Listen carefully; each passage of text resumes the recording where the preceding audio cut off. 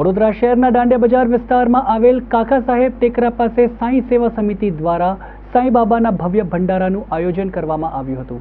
વડોદરા શહેરના દાંડિયા બજારમાં કાકા સાહેબના ટેકરા નજીક આવેલા શ્રી સાંઈ સેવા સમિતિની વર્ષોની પરંપરા અને પ્રણાલી મુજબ સાંઈ બાબાના ભંડારાનું આયોજન કરવામાં આવે છે, જેમાં મોટી સંખ્યામાં સાંઈ ભક્તો જોડાય છે। પવિત્ર ચૈત્ર માસ તેમજ રામનવમીના દિવસે શ્રી સાંઈ બાબાની પાલખી શહેરના રાજમાર્ગ યાત્રા પર નીકળી છે, જ્યારે તેના બીજા જ દિવસે ભવ્ય ભંડારાનું પ્રસાદ રૂપે આયોજન કરવામાં આવે છે। વર્ષોથી પગપાળા વડોદરાથી શિરડી સાંઈ સેવા સમિતિના કાર્યકરો જાય છે। કાર્યકરો વિશાળ સાંઈ બાબાની પ્રતિમાને પણ પોતાની જોડે લઈ જતા હોય છે। આ જ વિશાળ સાંઈ બાબાની પ્રતિમાને મધ્યમાં રાખી આ ભવ્ય ભંડારાનું આયોજન કરવામાં આવે છે। આ પ્રસંગે સાંઈ બાબાના ભજનો તેમજ કીર્તનનું પણ વિશેષ આયોજન કરવામાં આવે છે। શ્રી સાંઈ સેવા સમિતિ છેલ્લા 22 વર્ષથી ભંડારાનું આયોજન કરવામાં આવે છે। દર 3 વર્ષે કરીએ છીએ અને રામનવમીના નિમિત્તે દર વર્ષે પાલખી કરવામાં આવે છે।